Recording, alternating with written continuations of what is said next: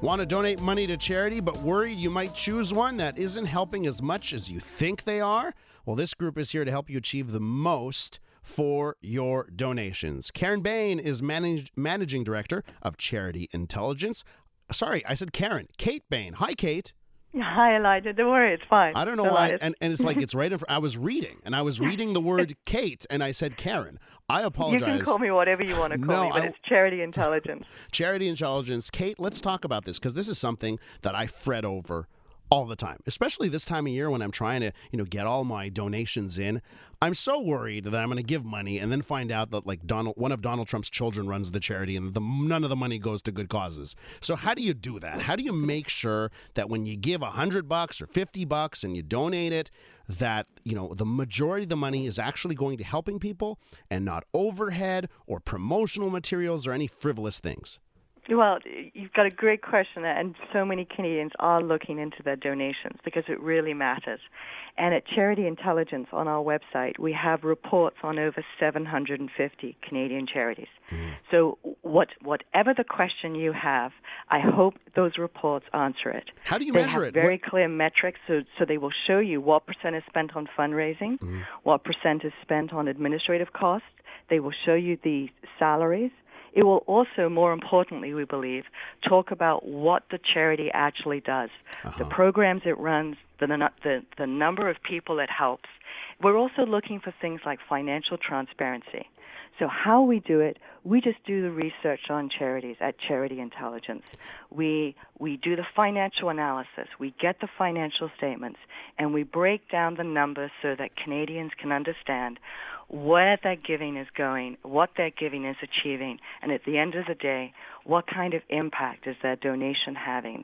So, Kate, what do you find? So do you think overall Canadian charities do a good job, or do you see a lot of warning signs? I think we definitely see the diversity there. We see some great charities, and then we've been tracking some charities for years and years that have had their status revoked. Oh, really? So I think when it comes to giving, you really have to give with intelligence and do your homework before you give. Because when you give $100, that $100 can go to a great charity like a Montreal, a food bank. That's one of the best food banks across all of Canada when we're doing that benchmarking. And you can see what Montreal does, and you can measure the impact it has. So that's an outstanding charity. What do they do so well about, since they're a Montreal charity, what do they do so well, in your opinion? They are extraordinarily effective and efficient. So for every dollar you donate to Montreal, they are able to almost leverage that. They're able to take the dollars you give them. They have great purchasing power. So they're buying food from wholesalers and grocery stores. So your $1 can have like $8 of purchasing power. So using their expertise, these are the food professionals. And when you support a food bank, you are providing a safety net for people from falling into homelessness. So it's a fascinating area across Canada. We have research reports on over, I think, about 37 food banks. And of those 37, Montreal is one of the highest performing food banks. Wow. We're speaking with Kate Bahen, Managing Director with Charity Intelligence. And Kate, is there other things that you find, the trends that you see, that X leads to Y? Like, if you see a small staff, does that generally mean that, a charity is going to be using resources well? Or is there not a correlation between that? We have not looked. So we did a report 2 years ago about charity salaries, and we did not find a correlation. So you can find small charities that are excellent. You can find big charities that are excellent. So it doesn't really matter. It's not determined by size. But I think one of the strongest trends we're seeing is, just like you, Canadians have questions. They have greater expectations of their charities. Before, we used to just, spray and pray and hope that our giving was doing some good.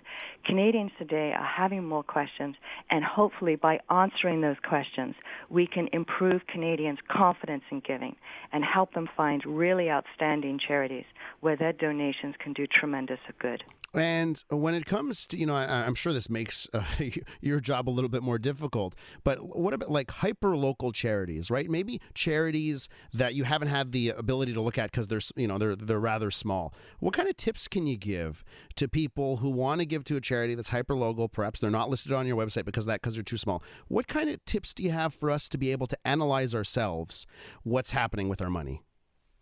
Ask the charities what its results are. And it doesn't matter if it's small or it's big, but really well-run charities can say, this year we served X number of clients.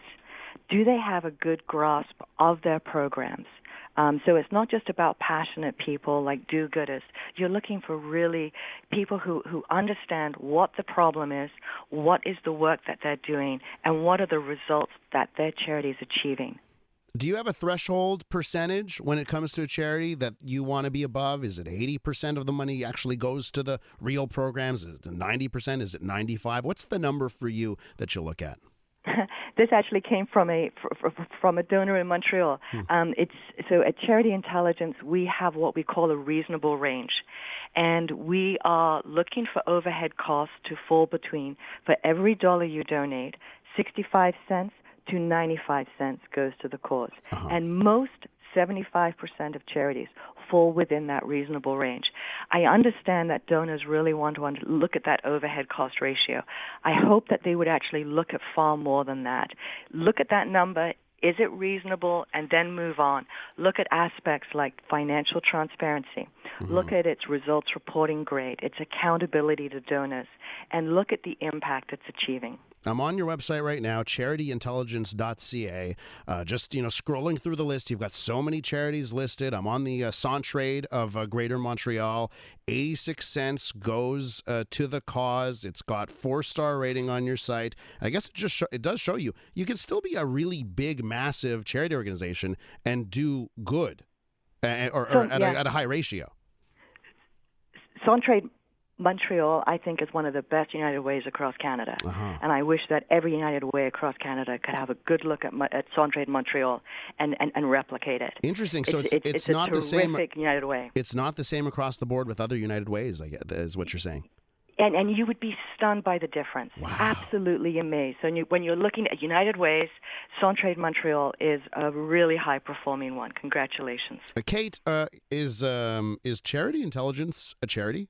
Yes, we are. Okay. We are a very small charity, but we also have our financial statements up on the website. How you doing? And so just how'd do you your rate? research. How'd you rate, Kate? How did you rate? I think we rate okay. Awesome. Well, listen, I think it's it's very valuable, very useful, and I encourage everyone to go check it out. charityintelligence.ca. Thanks for joining me, Kate. My pleasure. Thank you so much. Kate Bahen, Managing Director with Charity Intelligence.